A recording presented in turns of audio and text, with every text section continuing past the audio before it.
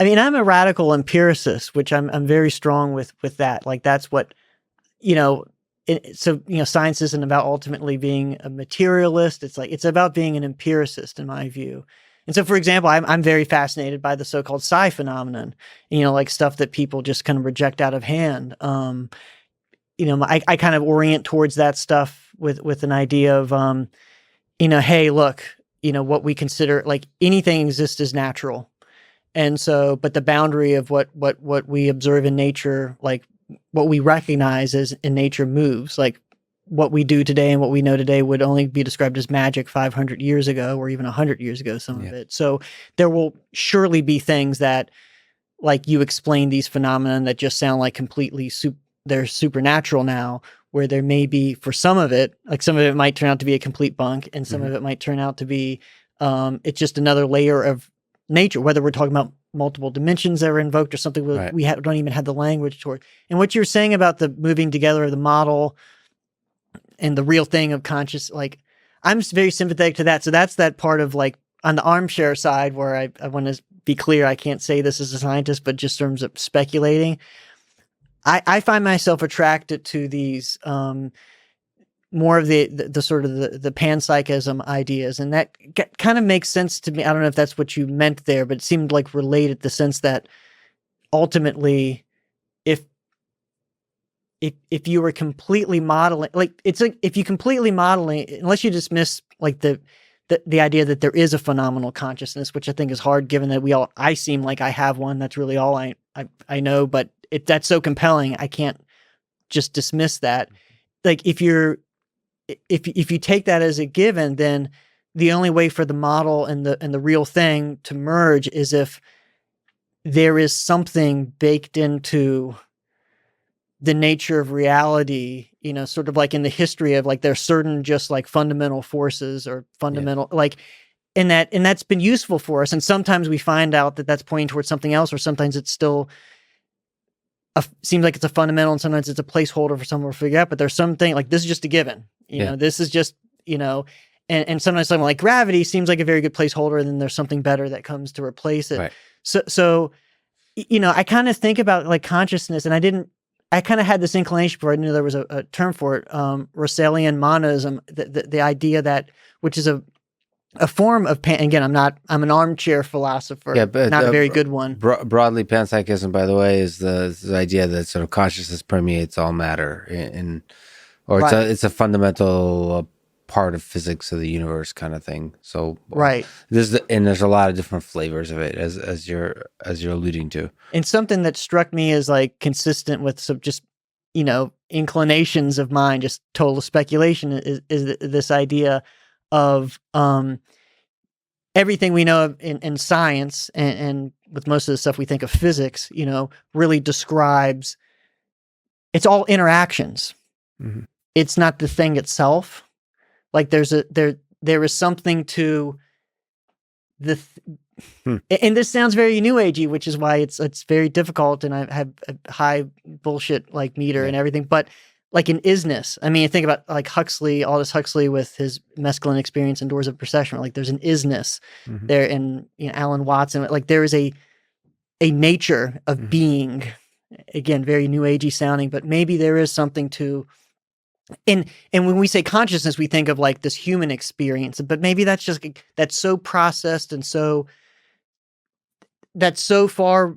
So it's so derivative of this kind of basic thing that we wouldn't even recognize the basic thing. But the basic thing might just be, this is not about the interaction between particles. This is what it is like to exist as a particle. And maybe it's not even particles. Maybe it's like space-time itself. I mean, again, totally in the speculation and something outside of space-time. So it's funny because we don't have neither the science nor the proper language to talk about it. All we have is kind of little intuitions about there might be something in that direction of the darkness to pursue, and that in that sense, I find panpsychism interesting in that, like, it does feel like there's something fundamental here. That consciousness is not just like, okay, so the flip side, consciousness could be just a very basic and trivial symptom, like a little hack of nature that's useful. for like survival of an organism. It's not something fundamental. It's just this very basic, Mhm. boring chemical thing that somehow has convinced us humans, because we're very human centric, we're very self centric, that this is somehow really important. But it's actually pretty obvious. But or it could be something really fundamental to the nature of the universe. So both of those are, to me, pretty compelling, and I think eventually scientifically testable. It is so frustrating that it's hard to design a scientific experiment currently, but I think that's how Nobel Prizes are won. Is Right. nobody did it Right. until they do it. And So the that's the reason point. I lean towards, and again, armchair if I had to bet Yeah. like $1,000 on which one of these ultimately be proved, I would lean towards, I'd put my bets on something like panpsychism rather than the emergence of phenomenal consciousness through complexity or computational complexity. Because although certainly what if there is some underlying fundamental consciousness, it's clearly being processed in this way through computation, in terms of resulting in our experience and the experience presumably of other animals. But the reason I would bet on panpsychism is, to me, Occam's razor. It just, in terms of truly the hard problem, like this, at some point you have an inside looking out, and even looking refers to vision, and it doesn't. That's just an example, but just there's an inside experiencing something. At some point of complexity, all of a sudden, you start from this objective universe and all we know about is interactions between things, and things happen. And at this certain level of complexity, magically there's an inside. Mm-hmm. That to me doesn't pass Occam's razor as easily as maybe there is a fundamental property of the universe of, there's both subjective and objective. There is both interactions amongst things, and there is the thing itself. Yes, But yeah. So I'm of two minds. I agree with you totally on half my mind, and the other half is I've seen looking at cellular automata a lot, which is complex. It sure does seem that we don't understand anything about complexity, like the emergence, just the property. In fact, that could be a fundamental property of reality, is something within the emergence from simple things interacting, somehow miraculous things happen. And like that, I don't understand that. That could be fundamental. That like something about the layers of abstraction, like layers of reality, like really small things interacting, and then on another layer emerges actual complicated behavior, even though the underlying thing is super simple. Right. Like that process, we don't understand either, and that could be bigger than any of the things we're talking about. Right. That's the basic force behind everything that's happening in the universe, is from simple things, complex phenomena can happen. And the thing that gives me pause is that I'm concerned about a threshold there. Like, how is Right. it likely that now there may be some Right. qualitative shift Yeah. that in the realm of like we don't even understand complexity yet, like you're saying, like, so maybe there is.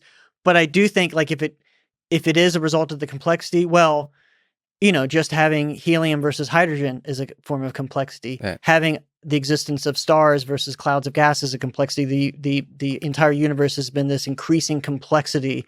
And so that kind of brings me back to then the other of like, okay, if it's about complexity, then it exists at a certain level in these simple systems like a star or a, they all a have more it. complex Hence atom. the panpsychism. That's right. But we humans, the qualitative shift, we might have evolved to appreciate certain kinds of thresholds. Right. Yeah. I do think it's likely that this idea that whether or not there's an inner experience, which is phenomenal, it's the hard problem, that acting like an agent, like having an algorithm that basically like operates as if there is an agent, that's clearly a thing that I think has worked, and that there is a whole lot to figure out there and I think psychedelics will be extremely helpful in figuring more out about that, because they do seem to a lot of times eliminate that or whatever, radically shift that sense of of self